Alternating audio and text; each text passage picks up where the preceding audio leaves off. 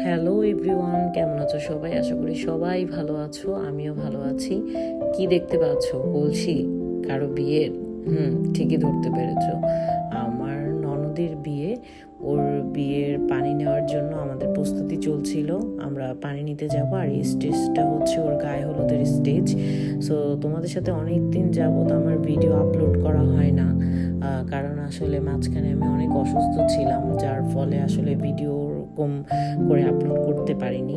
Video করে রেখেছি, কিন্তু যেহেতু আমি একাই ভিডিও করি এবং একাই সেটা এডিট করে তোমাদের সাথে শেয়ার করি, তো ওই সময়টা আমার কাছে ছিল না, অসুস্থতার কারণে আমি সেটা করতে পারিনি।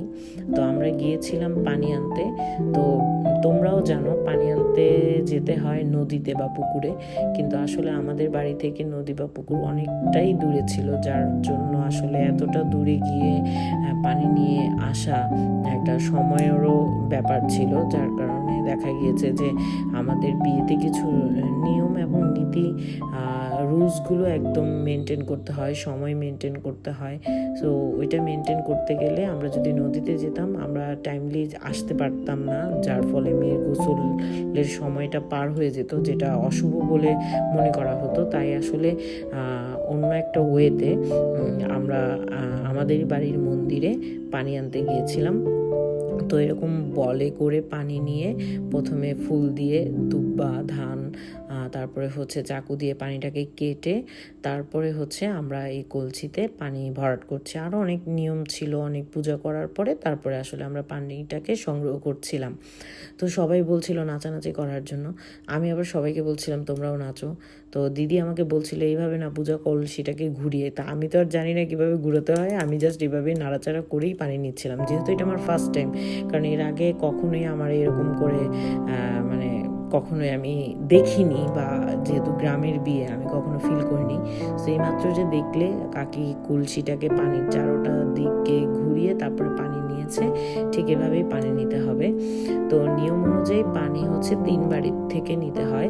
তো যেহেতু এটা আমাদের মন্দির ছিল, বাড়ির বড় মন্দির, তো এখান থেকে আমরা একটা নিয়েছি, আরও 2 বাড়িতে গিয়েছিলাম পানি আনার জন্য।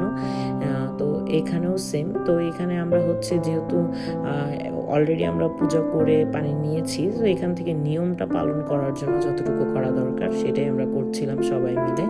তো এখানেও আমরা প্রথমে পানিটাকে ধান দুব্বা জল, তারপরে হচ্ছে তেল সিঁদুর এগুলো দিয়ে পুজো করে নিচ্ছিলাম। তারপর আমরা পানিটা কালেক্ট করব। আর দিদি আমাদেরকে, যেহেতু এখানে বলটা ছোট ছিল, কলসি ঘুরিয়ে বা ডুবিয়ে পানি নেওয়া সম্ভব ছিল না, তাই দিদি আমাদেরকে বাটি দিচ্ছিল পানিটা নিয়ে, মানে বাটি দিয়ে পানি ভরাট করার জন্য। তো এভাবেই আসলে আমরা পানিটা কালেক্ট করি আমার ননদের বিয়ের জন্য, ওর গোসল করানোর জন্য। যাই হোক বন্ধুরা, তোমরা যদি আমার ভিডিওগুলো দেখে তোমাদের যদি ভালো লেগে থাকে তাহলে অবশ্যই লাইক কমেন্ট আর শেয়ার করে দিও। আর আমি অত প্রফেশনাল না, আমি ওরকম প্রফেশনালি ভিডিও তৈরি করতে পারি না, যতটুকু পারি আমি তোমাদের জন্য করি। আর আমার এই ননদের এটা তো ছিল ওর গোসলের পানি আনার ভিডিও।